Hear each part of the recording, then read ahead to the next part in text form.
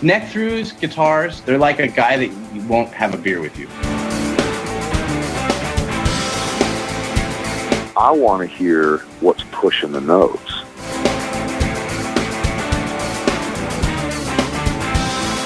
Freddie King and B.B. King, Albert King, and let's not forget Burger King. I don't want to blow my knuckle out. Stainless steel is the work of the devil. These go to 11.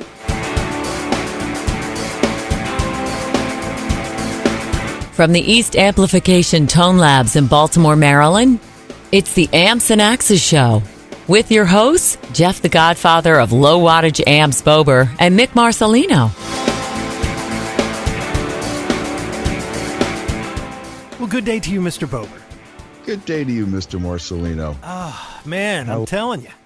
Man, holidays have passed. And, yes. I can't say, you know what, I'm not going to be totally thankful that they're gone because they were great. But, we're moving We're onward. in the new year. Right. And we are very close to going out west and shaking hands with a lot of our friends, a lot of our past guests. That's right. And we're going to meet a bunch of manufacturers. We're going to be talking shop. It's going to be great. Of course. And guess what? The fans, you guys have been turning on to it, and that's good. And in 2018, we ask, turn them on. Turn more. More. Yes. More friends. Go out and meet more friends. If you exhausted all the ones you had, if you told every friend that you have about the show, go out and make some new friends. Then tell them. And then tell them to tell their friends. That's how it works. Imagine that must be a little different to make a new friend. How you doing, buddy? I don't know what the hell's wrong with me today. I'm kind of goofy. We need the real friends, not the virtual friends. That's right. But you know what? You can tell virtual friends too. Hey, exactly. And if you do tell your virtual and physical friends, make sure that you tell them that you heard it here first. That's right, because if you did, that there's a very good chance that they will too. And us. So, we're always hearing something new. Exactly. We're saying something new. Who knows? Who knows where it's going to go? So we're going to take a pause for the cause because we never know where it's going to go. And then we're going to come back with a guest of the week, returning guest from Alchemy Audio, Mr. Johnny Balmer. All right, and we are back with our guest of the week because we always come back with a guest of the week. A returning guest. Am I correct? Mm-hmm. Yes. Mr. Johnny Balmer. Johnny, how are you? Good, man. How are you guys? Very good. Very good. Hey, man. I was out there, and me and Jeff have had this conversation. So we got to get into this because, the last episode we learned a lot about Johnny's past and all. But the one thing that I am intrigued by more than anything is, and we've had this conversation, Jeff. Me and you have had this conversation about Lab Series. And Johnny somehow, and you got to explain this to us, Johnny. You obtained, I guess, the patent or something on that, and you turned the amp into a pedal, right? Well, I can't take credit for the circuit design. That was a gentleman, Kevin, who's got a company called Ion Electronics. And basically what he did was reverse engineered the preamp section of the old Lab Series L5 amplifiers, which I know you guys are familiar with. Oh, yeah. Totally. Kind of have a cult following, I guess. And regarded as, and I don't know if you would agree, Jeff, as kind of like the most quote unquote tube sounding of the solid state amps. Such a thing. Yeah, there was just, they had some sort of cool mojo that any other solid state thing at that time just didn't have. Right. Probably thanks in no small part to the design by Moog. And so basically what he did is, put that preamp section in pedal form, because anyone who's ever owned one of those Lab Series amps knows that they are not light. So, you kind of get the best of both worlds, where if that's a sound that you're after, you can dial it in on this pedal without having to lug some god-awful heavy amp around. Well, I mean, it seems to be the way it's going nowadays, isn't it? Yes. Everybody's getting most of their tones from pedals or some sort of virtual this or that, and just lots of either going direct. You know, some people we know go direct to front of house after they come out of their virtual thing, or they just go into whatever clean amp that they ask for in a supplied backline, and you know, that's it. Well, and the beauty of this thing was that you could go direct into a board. It had plenty of output on tap, so you could go direct into a board. You could use it as a preamp connected to power amp of your choice, or into the effects return of a amp. So you had a lot of different options. I guess probably the most famous user of that amp back in the day was Ty from King's X. Oh yeah, man. Sure. He made that thing valuable. Yeah. Right.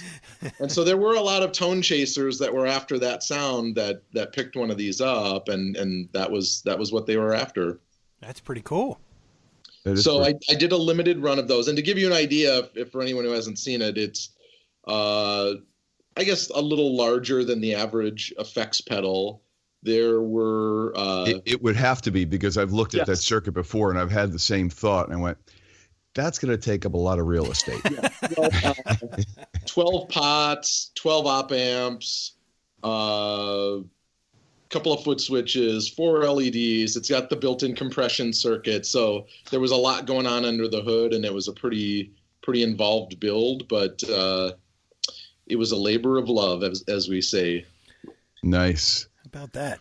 Now, when did you start this project, and is it completed yet? It is, yeah. So this was last summer. I did a limited run of 50 of them. Oh, I had no idea. Preamps. I took pre-orders for them, and they all sold out. And you know, there's 50 of them out there in the world. So, wow. Now, will you do any more, or is that it? That'd be like. You know, Kevin sells the circuit boards, so for anyone who had an interest in DIY, they could certainly build their own by sourcing all the parts. But there's a good $150 in parts under the hood. Now this is Kevin. Vanderkool is his last name. And he has a company called Ion Electronics. So what he does is he designs circuits, but he doesn't do any building. So it's very DIY. You can buy the circuit boards. You can, that's about all he sells is the PCBs for the pedals. So I partnered with him, and I said, hey, I'm a builder. I would love to, do a run of these for anyone who's not comfortable building it themselves. And not many would be, I tell you that. Yeah, oh no, it's not for the faint of heart. It is not. Or wallet. Yes. Right. So, but it's cool. Great for a small builder like myself, where I can partner with some of these people and do limited runs, and that it's going to be a quality build using nice components, and I can still offer like a warranty on the final product, and people get the final built pedal, and they know it's going to be reliable, and there you go. Very cool. That is cool, man. I saw, I followed it on Instagram, and I don't remember telling you about it, Jeff, because see, we had a couple conversations where you were like, that may be something to think about, but then, like you said, it was going to be a hunk of real estate, and then I was like, wow, look at that, Johnny did that, and I don't think I ever mentioned it to you because it was very quick. It 50 units that goes out the door. Yeah. As soon as somebody goes, hey, we have the thing that'll make you sound like Ty, except for your fingers, and it doesn't catch fire, and and it doesn't weigh 250 pounds. Yeah, I had people buying them and then getting rid of their Lab Series amps, wow. Just because the day had passed where they wanted to lug one of those things around. Yeah, well, and right, and the amps might be worth $1. Who knows? Yeah. So I really haven't looked at the market for those amps, but I know, there's people that want to sound like Ty, but it's also, that was a big BB King thing for a while. Oh yeah, yes, he was the famous user of that. Absolutely, and it's like, well, you get a Lucille and a Lab series, and again, sans the fingers, yes. or or the execution, you too can sound like BB King. Yeah, it won't be ever that easy. True, if it were only that easy. Those amps were very unique in a dark tone. They had like it was kind of like you had all the mid range, but it was kind of like BB sound was kind of darkish. You know what I mean? It kind of it didn't have the like real crisp highs, and then Ty sound had that kind of honky thing, but without the transistor harshness on the top. I guess like let's just use Dimebag as an example. That was a harsh top end because those Randalls, he just sucked all the mids out. It was all lows, all highs, and it was just like it was bad. It just sounded like, what did you say, a box full of hornets, Jeff? Or Angry Bees? Angry Bees, yes. Angry Bees. But the Lab Series stuff, if you listen to BB or if you listen to Ty, you hear that it's very soft. It kind of, it's rounded over very, very nice. That was the thing about those is like every other amp, if you pushed it, or even without pushing it, like BB, of course, didn't push it. They were loud, but they were clean, know. Mm-hmm. And Ty, a lot of overdrive happening. Exactly. But with relative to BB, but there was no transistor harshness to it for some reason. Now I never knew whether that was due to the tone and response and just the overall sound or artifacts of the preamp, or whether it was the output stage that was smoothing everything out. I guess if Johnny, if the preamp sounds very much like the amp, then the preamp design had a lot to do with the way those amps sounded, and especially the way they didn't sound. Right. Yeah, that's almost more the key is what they left out or didn't sound like. As was typical for a lot of the solid state amps at the time. But I know there were some guys that bought these that did some YouTube demos, and a couple of them were huge King's X fans where they were, just meticulously dialing in that sound, and they had the Strat with the humbucker in the bridge, and they were going all out. Well, like the Solo Dallas guy that you've had on your show. Oh yeah. So meticulous about dialing in a particular tone, but they just nail it, and kudos to them. Yeah, for sure. And for years, man, Ty would, it was like a secret. Oh yeah, it was like the rigs were hidden, and only roadies would talk about it, and and they look behind the cabinets. Yeah, and they had like tons of heating issues with those things, didn't they? They would overheat a lot, wouldn't they? Those the heads. I don't know, but I imagine the propensity to do so would be there because, as with most solid state things, most amps in the beginning, even Tweed amps, and then the Browns and then the Blacks, Fender wise, they weren't designed to be pushed to the limits. They were designed to be moderately used, with the appropriate power level, for your application. And, no, we just turn them up to 11 and expect them to last forever, and same thing with the solid state amp. I don't think anybody ever designed the solid state amp that was meant to be pushed to the limits, with overdrive. And square waves are very, very tough on an output stage, and speakers too. Mm-hmm. They, a nice clean AC signal is one thing, but that same level signal of a square wave, which is pretty much what overdrive and distortion is, and especially fuzz, that's very hard on output stages, and especially speakers, because the speakers start to see it as a big DC level, and DC really heats up the speaker. So especially in combo amps. if they weren't meant to be driven hard and had the appropriately rated speakers to handle that excessive heat, the speakers and the combos could easily fry too. But I imagine that those things did overheat, because I can remember back in the day when Phase Linear used to make, they were the big power amps for sound, front of house sound reinforcement system. That was even before they were called front of house. They were just a sound system. Uh-huh. Those things used to overheat all the time. Everybody had them. I've seen gigs where they had fans and ice bags on them just to cool them down. Wow. It's like, okay, I guess we're pushing these a little too hard. But that was early solid state technology. But the thing about those lab series was they, you could turn those up and they would sound good, especially the front end, as Johnny found out. You turn up the front end in a Music Man amp, and I'm sorry, there's plenty of fans out there for Music Man too. That is not a musical overdrive, in my opinion. That's kind of brittle, right? Yeah, and they came after the lab series, I believe. So I don't know. There was something those guys hit on that was cool. Well, and coincidentally, Ty and King's X were in Chicago, where I'm based, while all this was going on. And I was trading emails with them, trying to get one in his hands when they were here.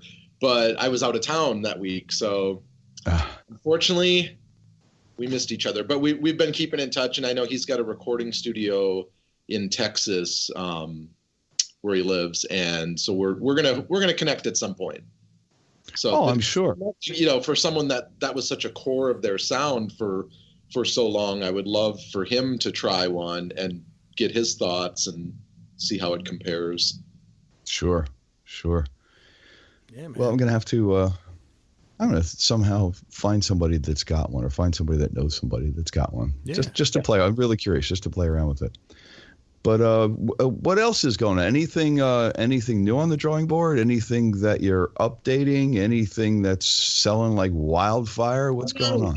We always have stuff going on. I mean, I for anyone who might not be familiar with what I do, a lot of what we do are like build, repair, and modify effects. So we do a lot of repairs for people. We do a lot of upgrading and mods and add features.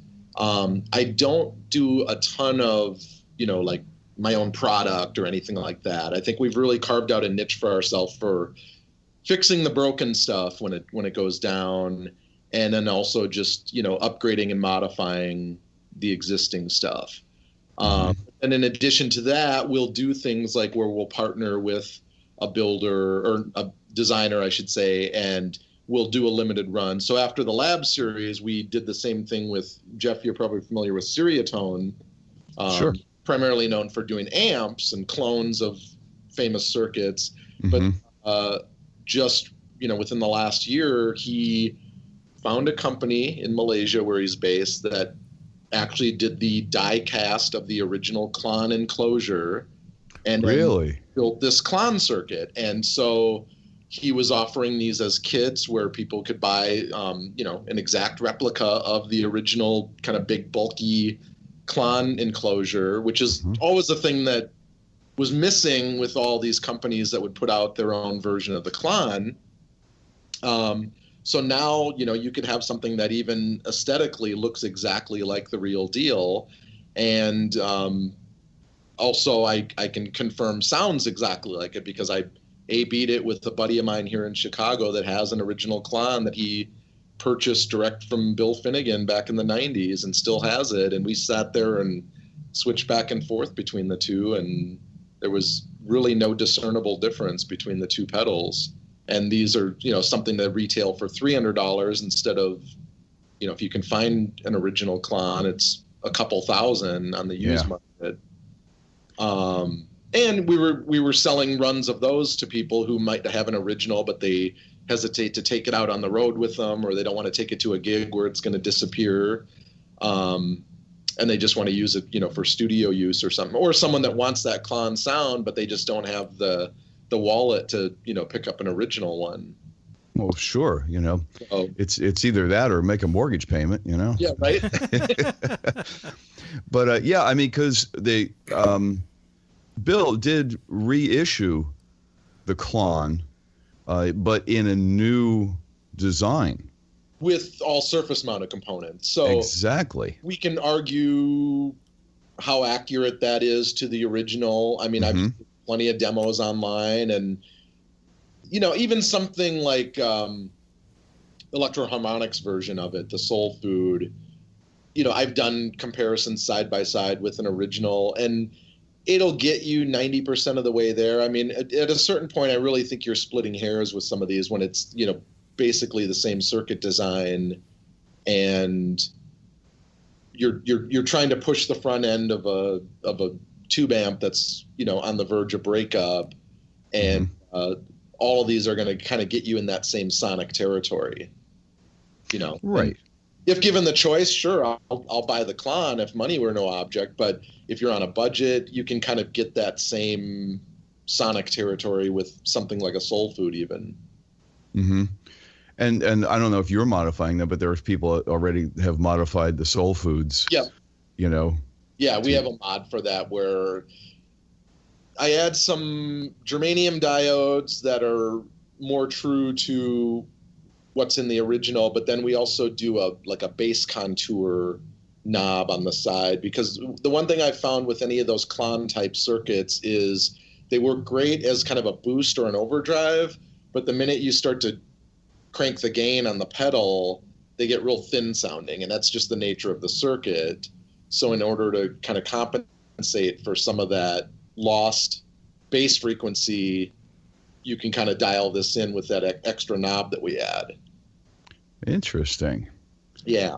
Yeah, that is very cool, because I mean they are made to be used as pretty much just a push into the front end of an amp. That's kind of what I understand their initial appeal was. Absolutely, and I think they sound great in that context. And some people like using them as more of a almost getting into distortion territory, like a kind of heavier overdrive.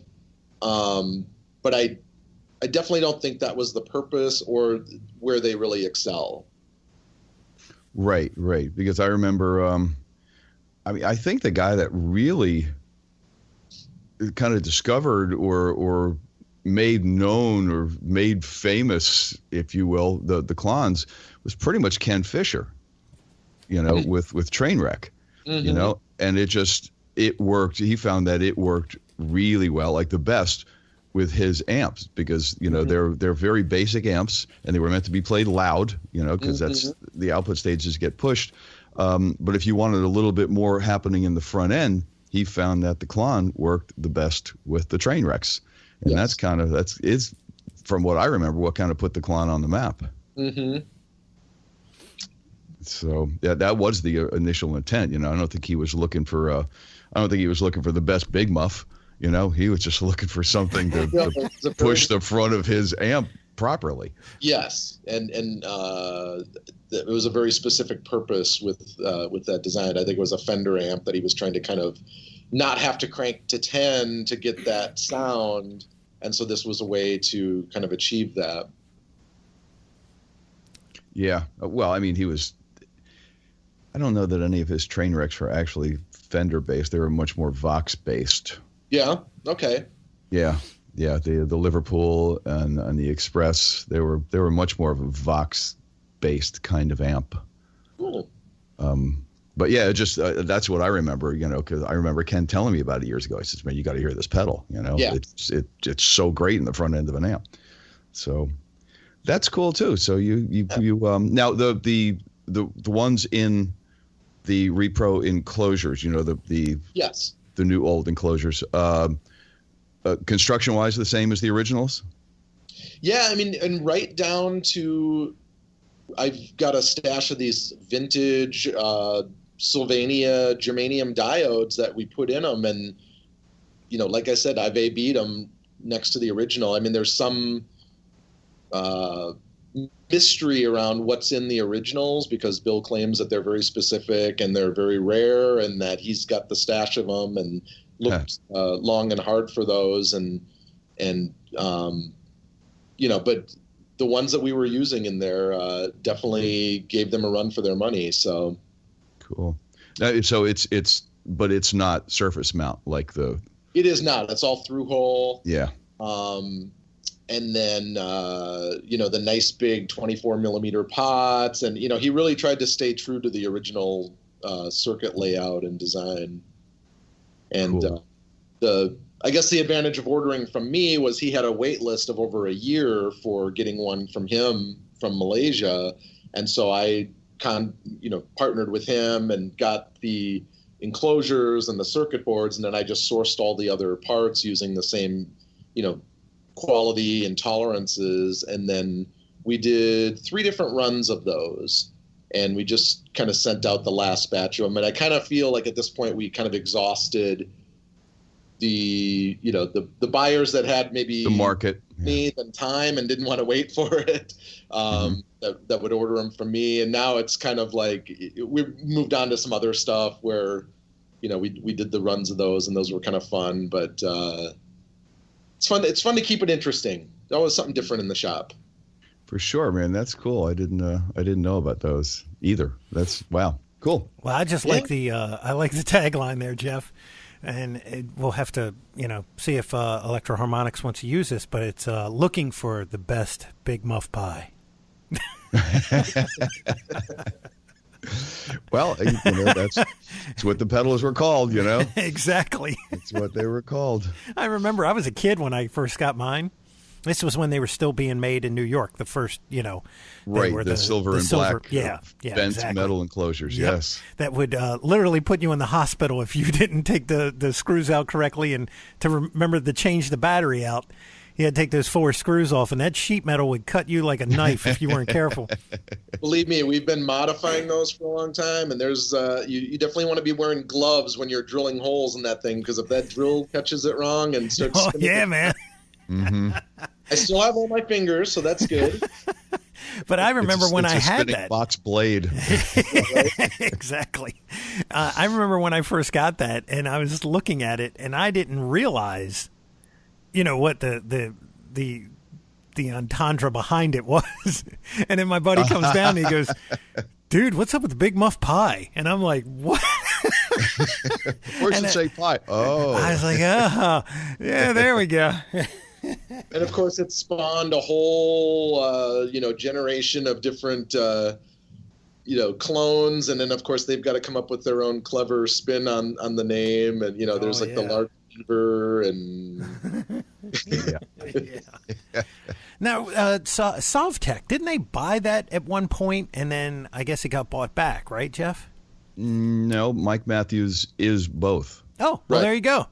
Mike Matthews was Electro-Harmonix, and he Russia era company. Right.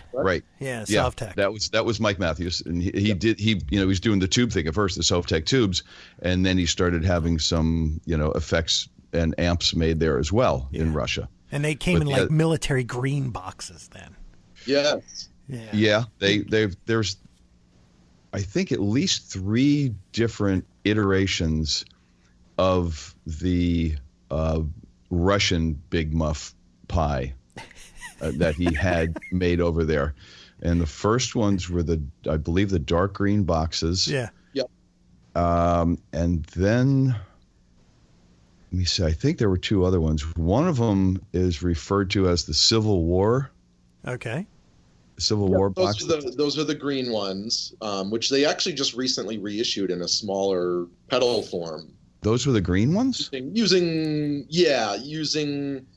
mostly surface-mounted components. We've been modifying those lately too, so there are some through-hole components in there that you can swap out. And then the black ones came after that. Oh. Now, within each one of those, there are variations because, as you know, Electro-Harmonix was kind of notorious for just kind of changing, not necessarily a circuit design, but changing components like based on whatever they might have on hand, based on whatever they could buy a big, bulk collection of. So even going back to the early Big Muffs, the triangle ones and the ram's head ones, there's probably 20 variations of each circuit because and they all have slight differences. So even when you see these newer builders offering up, their version of like a quote unquote triangle Big Muff or a ram's head, it's not really based usually on like one specific circuit. It's just kind of a, collection of, what they might have determined was like the best sounding one, or maybe it's a compilation of a few different of the, circuit variations. And it's slight differences, a transistor value or capacitor value, but, like I said, he was kind of notorious for just, using whatever he had on hand. So there was a 470K resistor that they ran out of, but they had some 430s. Hey, throw those in there, and, generally you're not going to hear a huge difference within those, variations, right. But then it would kind of evolve throughout the years to where they do sound, the Russian ones are definitely going to sound different than the early Ram's Head ones and have kind of a signature tone. Yeah. Oh, for sure. Yeah. Now, somebody just did a green Russian reissue with I forgot this one particular chip that was in the early ones that they put in the new ones now, and it's Billy. There's a thing on Reverb, it's a demo. You're talking about the op amp one. Yes. Well, that was after Russia. That was like 70s. I apologize. Yeah, so that was like the one version of the Big Muff that at the time wasn't really popular, but it had the op amp in the circuit, and right. Famously used by Billy Corgan on the Siamese Dream album. Yeah, and then somebody just reissued that one. I don't know whether it was Electro-Harmonix. Was it? Yeah. Was it Electro-Harmonix? Okay. Yeah. Wow. So it's cool to see that finally they're recognizing that some of these older versions, there's a demand for it, and rather than, all these other builders cloning them and offering up their version, they're able to go back and, release their own versions of it. Replicate what they did initially. Right. Yeah. Exactly. And put them in smaller enclosures, which I'm sure people appreciate, so you don't have this gigantic thing taking up a huge footprint on your pedal board. Well, that's for the Lab Series preamp. See? Exactly. You need all that real estate to get the Lab Series, and then you can run all the other stuff on there. And now they make them, micro pedals. What did I see today? I saw an analog delay that Ibanez put out. Literally, I mean, it looks like a sample pack of cigarettes. It's like an inch by 2 inches or something. Yeah, it's crazy. Yeah, one big knob and then two small knobs. But it's like, okay. Yeah. I mean, although live, it's probably like, what am I doing? I don't even know. Oh, look, I just crushed it. Damn. It's crazy. You could put together entire pedal boards of, the micro-sized pedals. You could have 10 effects on there and have it not take up much more room than a laptop or something. Well, that's what it's coming down to, because everybody's like, how can I stick this in my luggage bag and put it above my head? Fly dates, man. Fly dates. Yep. With a guitar, 2 guitars. How can I shove those in the luggage? 2 guitars and a pedal board in a double mono case. Yeah. Double mono gig bag. Done. Yep. I mean, that's how Vernon Reid was flying for a while, man. When he had the mono case that had the dual, the double mono case. They used him as a demo. He goes into his hotel room and he covered the bed with stuff. He had both guitars, the case. All these pedals and cables and just tons of stuff. And he was like, there it is. It's like it was pretty cool. It was a good demo for them. Yeah. Yeah, but do that long enough and you'll wind up compromising body parts. Oh yeah, he looked like he looked like that dude on Zoso, Led Zeppelin's. Oh man, too funny. So, what's Johnny? You do a lot of mods and things, or repairs. What's the what do you see the most of when it comes to like mods or repairs? Like what's the most popular thing out there that people want to have tweaked or fixed? Well, as far as the mods, we take a lot of the real common, inexpensive stuff, like the Boss pedals, the Ibanez pedals, the Electro-Harmonix pedals.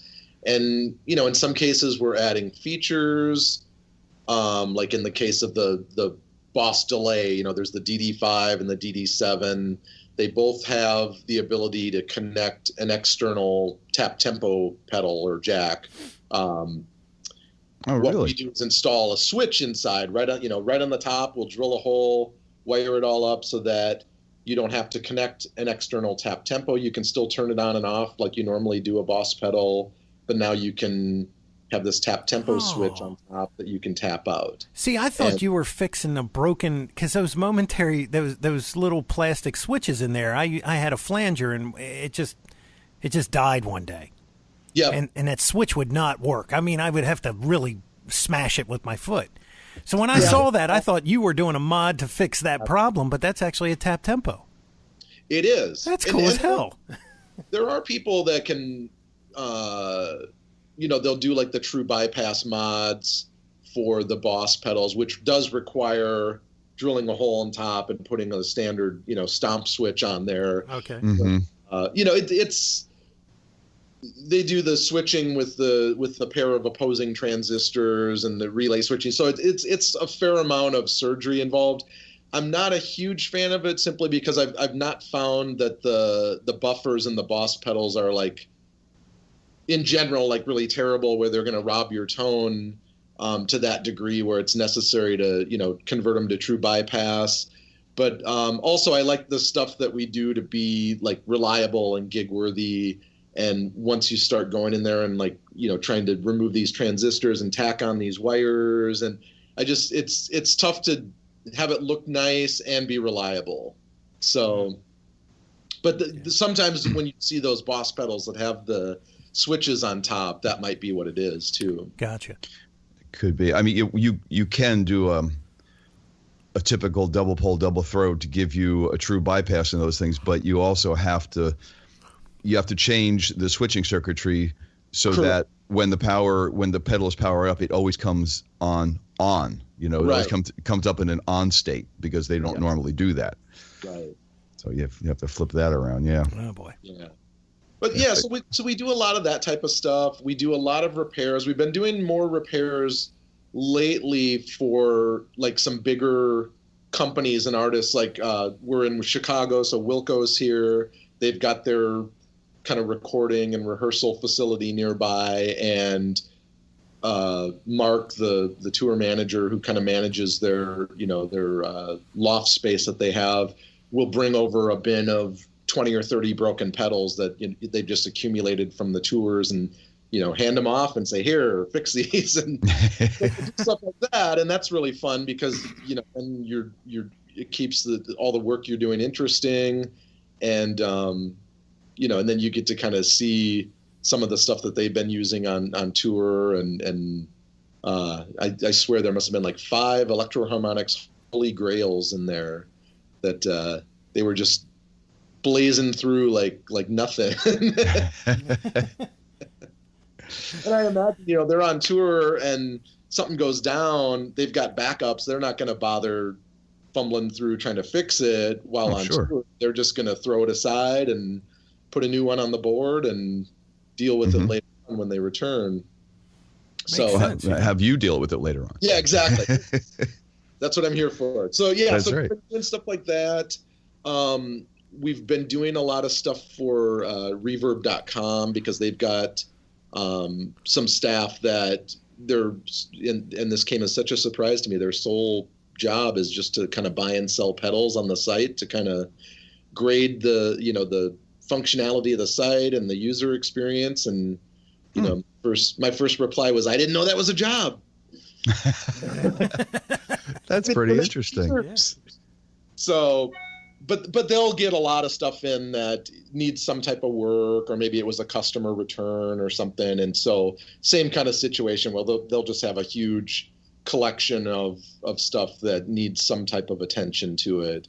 And so we've been doing more like that. I also do a lot of like pedal board setups where people will come to me with their usually, a duffel bag of pedals and a board, and there's no rhyme or reason or, logical layout to it. And we'll sit down and figure out, the best pedal chain order.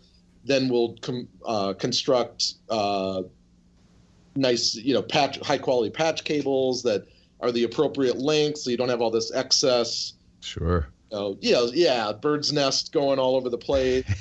And so the final result is they've got this nice board that's laid out, that's, all connected, and all they have to do when they get to a gig is just, plug in the guitar and the amp, and they're good to go. Or, it could be 2 extra cables, like on mine, where half of it's through the loop and the other half is in the front end. Yeah, right.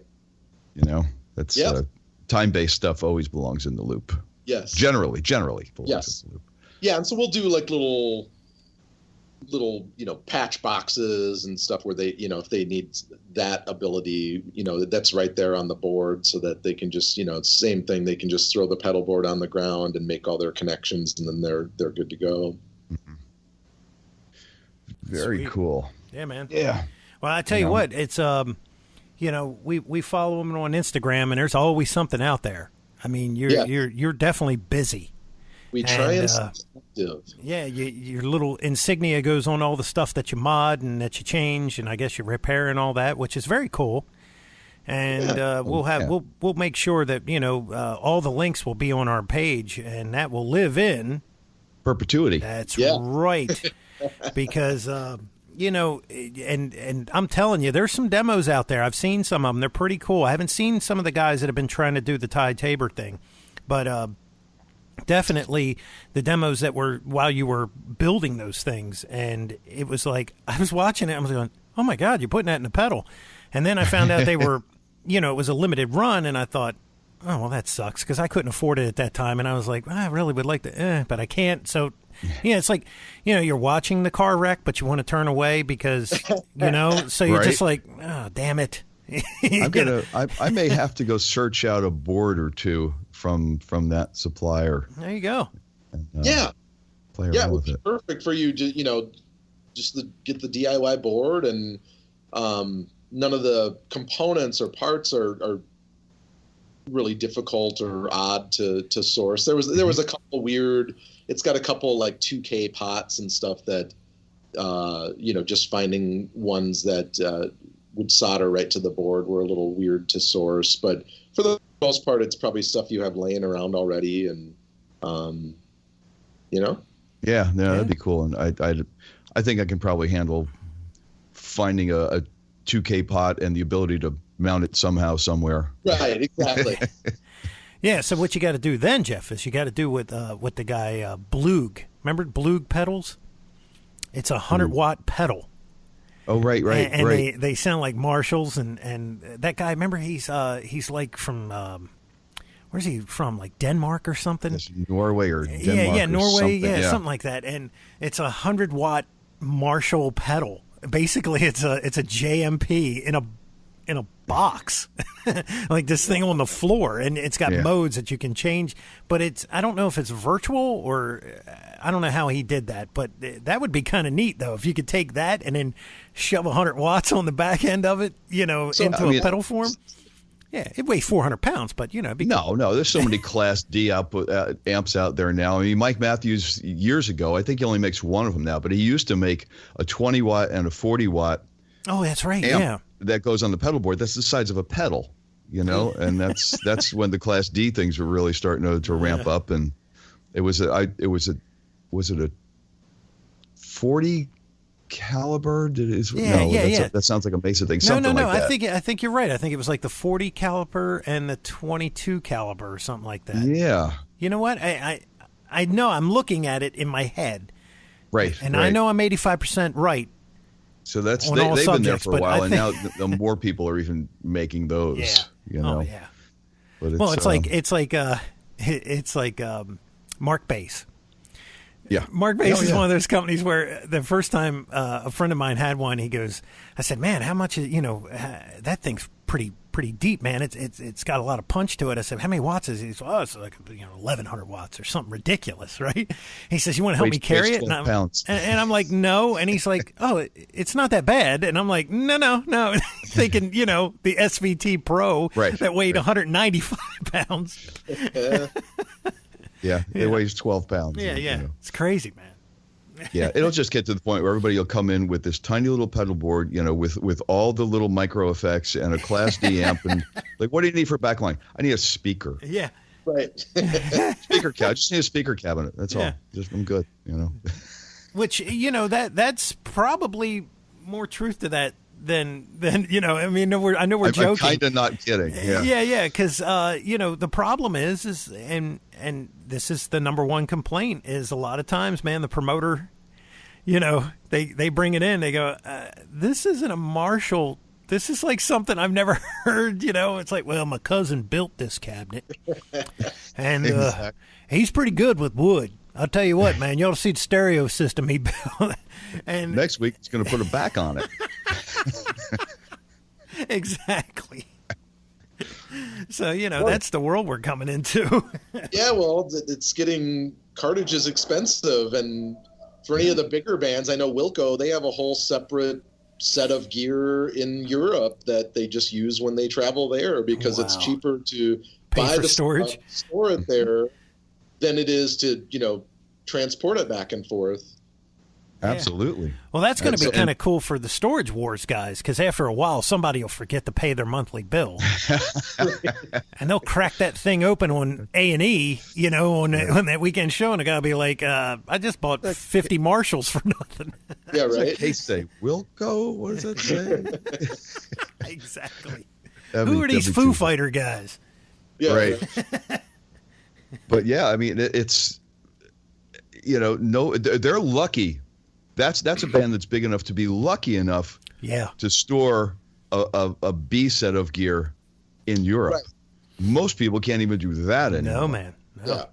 Yeah. And that's where, I can understand why people are just traveling with these fly rig, boards and keeping it simple and trying to eliminate any of the, variables where you show up and you get some mystery backline and it makes sense. And it's so funny because, at the beginning of the show there, you talked about our buddy Phil from Solo Dallas. And it's like he built that, he has that Schaefer Vega, that the Schaefer device to replicate that treble booster type compressor piece of the wireless. And but it's like it's almost impossible to get away from what you have to use to be able to achieve that sound, because it's like, no, you got to put it through a Marshall and you got to push the front end as hard as you can. And it's like, I can't do that with a Fractal. I don't know what's going on. The modelers won't do that one thing because they're not designed to. Right. Somebody will have to come up with that version. It just blew up my Viper. I don't know what happened. It's the same principle behind the Klon too. Like, try playing one of those in front of a little like bedroom practice amp, and it just sounds something's missing. You gotta have something cranked and be moving some air and have some tubes cooking, and it just it doesn't sound the same in front of a PB Bandit. Totally. Nothing does. So at that. That's a perfect note to end on. There you go. Well, Johnny, I hope you had a great holiday season, and I hope 2018 kicks ass for you, and you find something new and cool to get into. I'm sure you will. Maybe 6 or 7 things next year to get into. So best of luck with everything, man. Much continued success. Yeah, likewise. Same to you guys. Thank you very much, man. And there you have the story. How about that, man?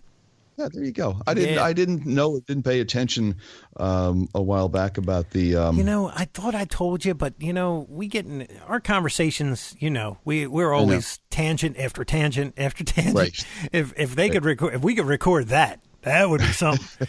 But I mentioned it, we just never got back to it. It's probably one of those things, but it was pretty cool, and he had the logo, by the way.